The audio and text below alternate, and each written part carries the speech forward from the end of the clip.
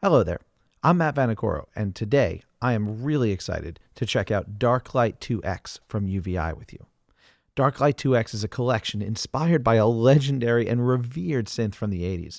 The original model cost over $100,000 upon release, and these synths were used by Peter Gabriel, David Bowie, Michael Jackson, and many more. UVI has created 3 different takes on this king of all synths: a digital synth, a digital drum machine, and a multi-phraser. Let's take a look at the synth first.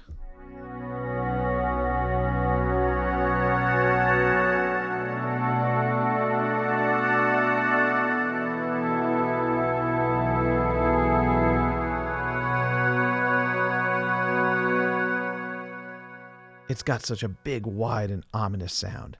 Now, if I want to edit this patch, it's really easy to do. The interface, while it looks amazing and cool and retro and pretty apropos to the original synth, it's easy to navigate and it's got a couple of tricks up its sleeve.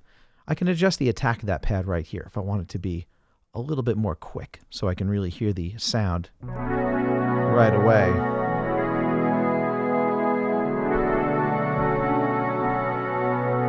So you can turn a pad into a straight up synth fairly easily. Now I can use the velocity to attack button and make it so that whenever I hit it, if I hit it a little harder, I get that quicker attack. So I'll really slow it up so it sounds like a pad again. But now I'll hit it hard.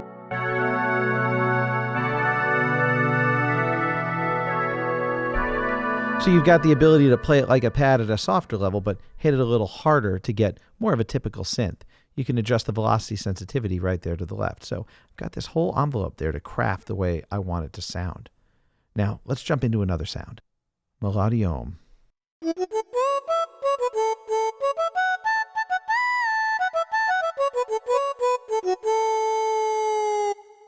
Yeah, that's a really iconic type of timbre. If I want to make some changes to that sound, I've got a great filter right here, just to the right of the amplitude envelope. So from here, I can adjust the cutoff. Kind of roll the harshness out of it as needed. Adjust the resonance, give it a little bit more edge. You can really hear that moving around now. And of course, pick the kind of filter you want, so I'm not stuck with just a typical low-pass filter. I can really carve out the center and just use a bandpass.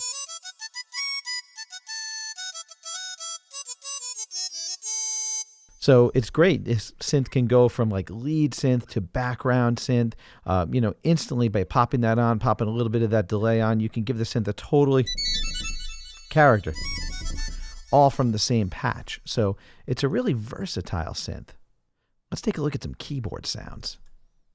The one sample piano is really fun.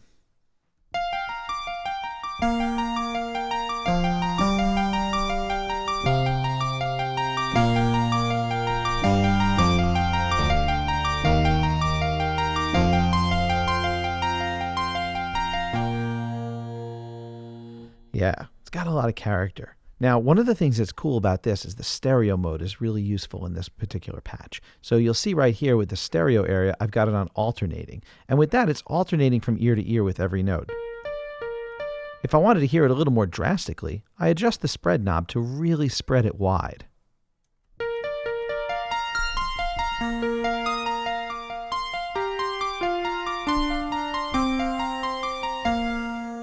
And that stereo effect just really, really widens the sound. Now, I can also use unison mode, and unison will really thicken it up. So if I use that, I've got the voices next to each other now playing, and I can adjust the intonation of them to detune them, but really make it sound wide.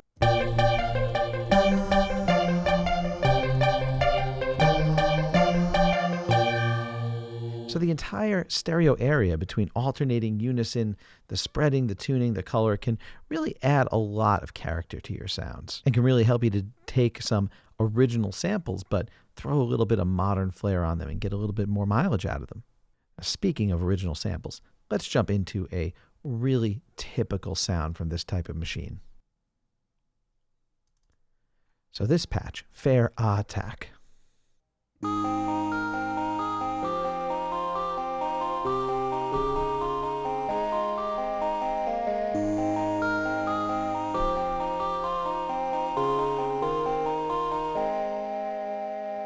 Really sounds like a late 80s video game. Such a cool vibe. Now that's a classic voice with a specific sound. Let's take a look at the effects that you can use to really make it stand out. So first of all, I've got phaser, delay, reverb, and bit crusher, all activatable with a simple switch. Want to add a little phaser? Just activate it, turn up the dial.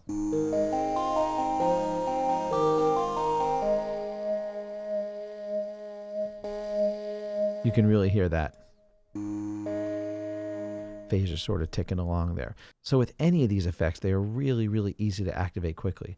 The bit crusher is great. I've got a frequency knob here, so I can start at 48K 24-bit samples, and that's not really going to have much of an effect. But as soon as I start reducing the sample rate,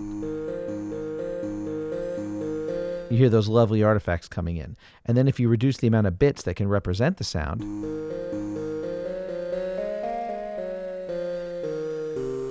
you can truly get retro and drive it a little bit.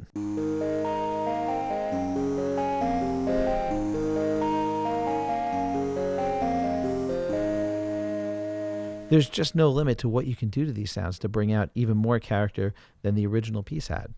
Now, you might be wondering, what about some percussive sounds and things like that? Well, the great news is that for the percussive sounds out of this instrument, we've got an entirely different page or interface. So what I'll do is I'll go into there and I'll just take a look at page B. Now, page B is where my drum samples and percussive sounds are going to be.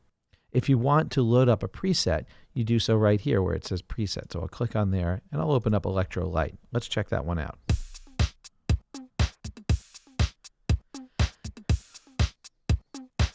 As you can see, the sequence here represented on the screen is what's playing, so that's the pattern that's right there.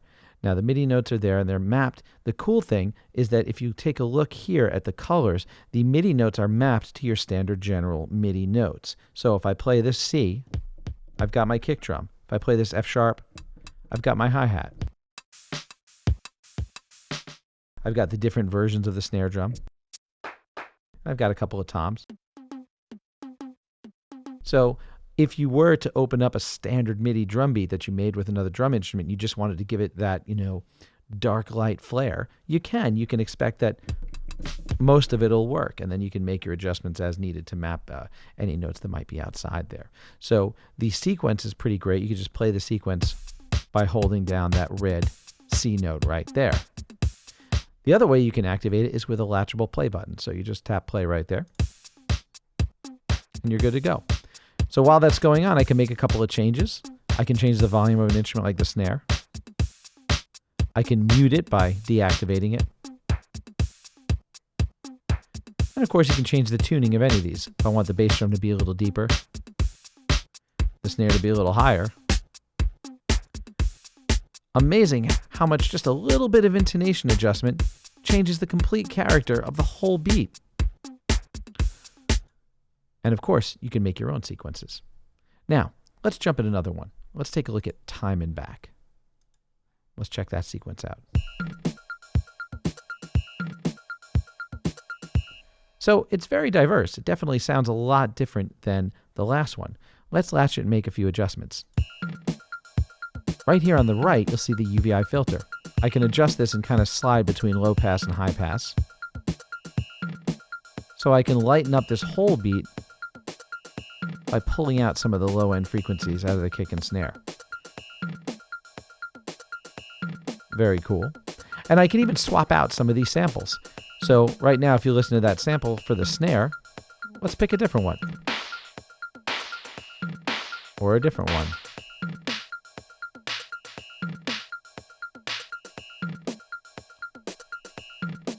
Very cool. So you don't have to live with just the configuration of the kit that is there. You can go ahead, go in there and swap out some pieces and edit them as you see fit. Let's look at one more. Let's check out Tweet Me. Yeah. Well, I'm digging those sounds, but I don't know if I really want to use that sequence. I want to use something of my own creation. So the thing I could do is just clear the current pattern.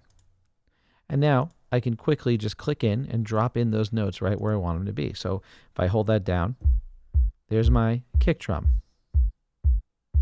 Give a little double snare at the end. Maybe a little tambourine in there.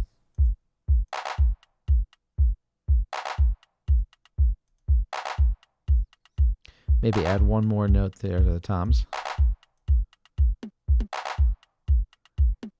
So it's really easy to quickly create your own patterns. It's a really fun pattern sequencer to use. Now, while we're talking about sequencers, you might have wondered, hey, are there any motion patches here? So we didn't really take a look at that in the synth part, but there are. Of course, you could just add an arpeggiator to any of those synth parts that you were using before, but there are some specifically designed sequence motion patches, and they even have their own interface. So let's open up Page U. Now with Page U, we've got some presets here again. So I'll click on there and we'll check out Chime Away. And I'll just hit a couple of notes here.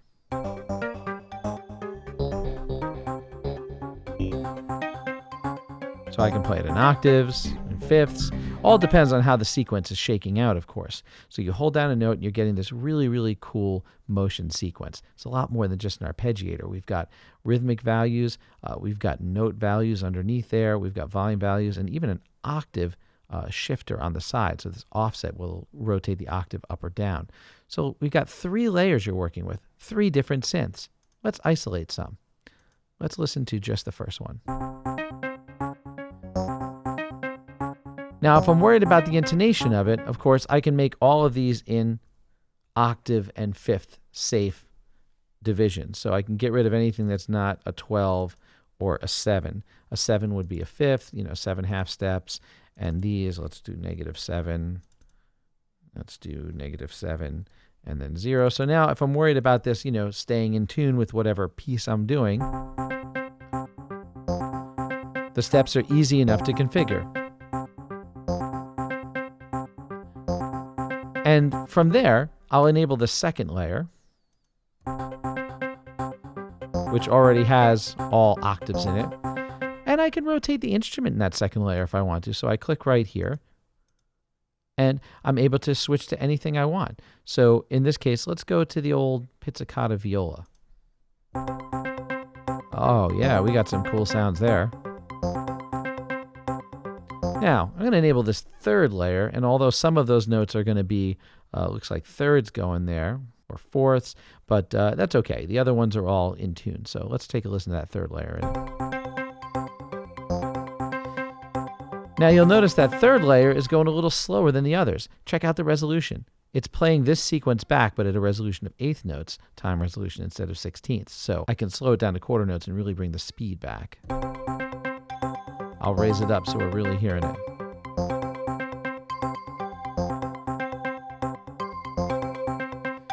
Pretty cool. Now, what I'm going to do is I'll reduce the amount of steps to 4. So instead of having all of those steps available, let's pull it back. I don't want to go through that whole sequence. Let's just have going through those 4 notes. 1, 2, 3, 4, and I'll raise the volume of that one. So you can hear that one moving at its own pace. So as I'm sure you can imagine, you can design some really complex rhythmic patches here with the different rhythms and the different layers moving at different speeds. Let's check out another one. Let's take a look at one step. Now with one step, you'll see just like we did on the drum machine, I've got the ability to filter these layers independently. So I could really pull out the guts of it a little bit and just have it plucky, or put it back in and get that low end sort of quack of that Darklight synth. Really cool. Now the other thing I can do is just really quickly edit the velocity of any of these layers. So if I wanted to hear this one a little more, we can jack up the volumes of all these. So those bars are representing the velocity, how hard it's hitting those notes. And now it'll hit them a little harder. We'll get to those louder samples. I really hear that bass line moving around a little bit more now. I could use the octave offset too here on the right to bring it up.